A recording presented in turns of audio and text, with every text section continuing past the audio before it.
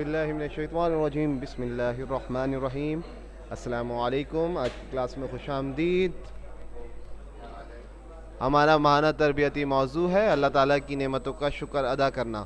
उम्मीद है तमाम बच्चे इसका एहतमाम भरपूर करते होंगे। जब भी अल्लाह ताला का कोई नेमत फल की सूरत में, सब्ज़ी की सूरत में या मुख्तलिफ़ अनवा इक़साम की सूरतों में या ज़िंदगी के इस्तेमालात की सूरत में हमारे सामने आती होंगी, तो तमाम बच्चे उसका शुक्र का एहतमाम करते होंगे। बेटा सबसे बेहतरीन दुआ इस्तग़फ़ार,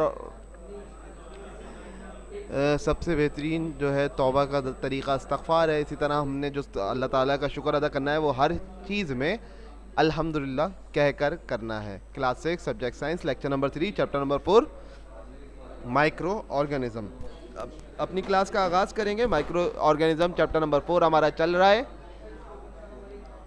बेटा हमने इसमें लास्ट टाइम बात की थी how do micro organisms obtain nutrient, कि मतलब माइक्रो ऑर्गेनिज्म किस तरह से अपने न्यूट्रिएंट्स को हासिल करते हैं, अपनी खुराक किस तरह हासिल करते हैं।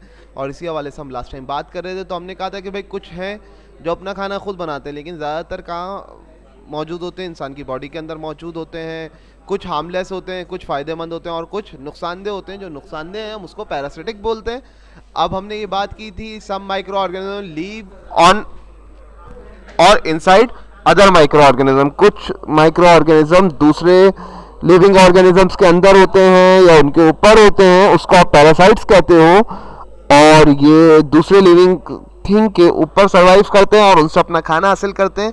और जिनके ऊपर ये रहते हैं उनको हम होस्ट के कहते हैं। और ये अपने होस्ट को, जिसके ऊपर रहते हैं, उसको नुकसान भी पहुंचाते हैं। Micro organism and decay next topic हमारा है कि माइक्रो ऑर्गेनिज्म और डीके मतलब जिस तरह से वो चीज़ों को ख़त्म करते हैं उसके हवाले से बात करेंगे।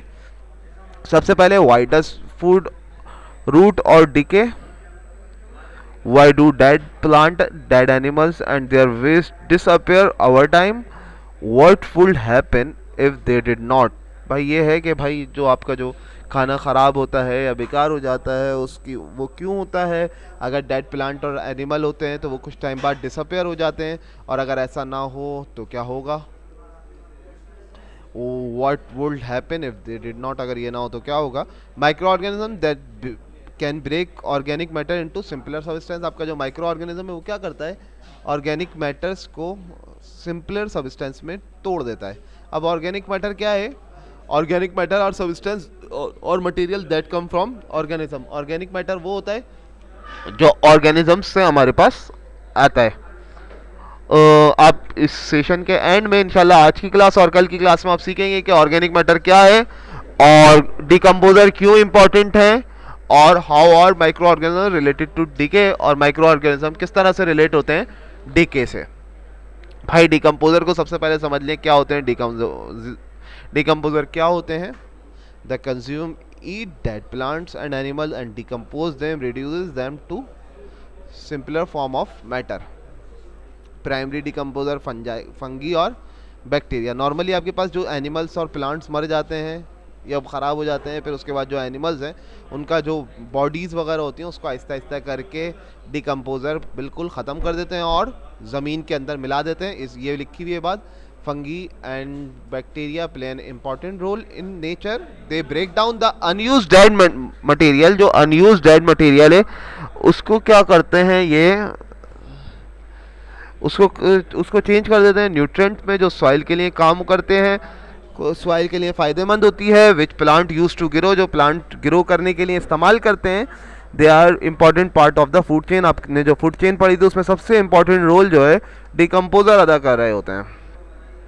व्हाट कॉज फूड डीके, अच्छा हमने ये बात भी करनी थी कि भाई हमारा खाना क्यों ख़राब होता है। Microorganism cause cause food to rot और डीके एंड बिकम स्पॉइल्ड। खाने को ख़राब करना और बिल्कुल बर्बाद करने में माइक्रो ऑर्गेनिज्म माशाल्लाह बहुत अच्छा किरदार अदा करते हैं। Food provide nutrients for the microorganism to grow. अच्छा ये जो माइक्रो ऑर्गेनिजम्स हैं ये फूड से न्यूट्रेंट हासिल करते हैं और ग्रो भी करते हैं और रिप्रोड्यूस भी होते हैं और बढ़ते जाते हैं। जैसे मोल्डी ब्रेड और orange has mould a kind of fungi. ये देखें आपको ऑरेंज को बिल्कुल बर्बाद कर दिया गया है और डबल रोटी का एक छोटा सा टुकड़ा मुख्तलिफ दिखाया जा रहा है जिस पे ये मोल्ड लगा हुआ है। तो ये भी मोल्ड क्या है, फंगी की एक टाइप है। दे मोल्ड कॉज द ब्रेड और ऑरेंज टू रूट। ये रूट मतलब ख़राब करने के, जुमला है, रूट ख़राब करने के लिए भी इस्तेमाल किया जाता है। Why it is not safe to eat spoiled and contaminated food और स्पॉइल्ड फूड क्यों नहीं खाना चाहिए? Bacteria can multiply quickly in milk, bacteria and curry मतलब सालन और दूध में बैक्टीरिया बहुत जल्दी आ जाते हैं अगर आप उसको रूम टेम्परेचर पे छोड़ दें, और वो बर्बाद हो जाता है और वो अजीब सा खट्टा खट्टा सा हो जाता है, और वो आपके लिए माशाल्लाह अच्छा खासा नुकसानदेह भाई। Eating spoiled and contaminated food can cause food poisoning, food poison हो जाता है आपको, उसके रिजल्ट में आपको डायरिया, वोमिटिंग और स्टमक पेन हो सकता है। Many food borne diseases are cause by different kind of bacteria, मुख्तलिफ बैक्टीरिया की वजह से, मुख्तलिफ काइंड ऑफ बैक्टीरिया की वजह से बहुत सारे हमारे पास जरासीम या बहुत सारे बीमारियां पैदा होती हैं। इसी तरह आपके पास what should we do to slow down the growth of micro organism, अगर हम माइक्रो ऑर्गेनिज्म की ग्रोथ को कम करना चाह रहे हैं और हम ये चाह रहे हैं कि हमारा खाना बर्बाद ना हो, तो हमें क्या करना चाहिए? अच्छा, माइक्रो ऑर्गेनिज्म किन कंडीशन में बहुत ज़्यादा तेज ग्रो होते हैं? वार्म, गर्म और मॉइस्ट कंडीशन, मतलब नमी वाली हालत और गर्म टेम्परेचर में माइक्रो ऑर्गेनिज्म बहुत जल्दी ग्रो करते हैं। Place where oxygen is available, हमें वहाँ पे चीज़ places where oxygen is available since they need oxygen to carry out respiration, और ये वहाँ पे भी बहुत जल्दी, जहाँ पे ऑक्सीजन होती है तो वहाँ पे भी बहुत जल्दी है अपने आप को ग्रो करते हैं। Storing food in cool and dry places with little or no oxygen can help slow down the growth of microorganisms and reduce food spoilage। Normally हम फ्रिज में रखते हैं जहाँ पे सारी कंडीशन पूरी हो रही होती है। बेटा अपनी क्लास का इख्तिताम करेंगे, इंशाल्लाह नेक्स्ट क्लास में मिलेंगे, जब तक के लिए अल्लाह हाफ़िज़। अब इंशाल्लाह जो भी सवाल जवाब हैं वो आप कर सकते हैं। अस्सलामु अलैकुम व रहमतुल्लाहि व बरकातहू।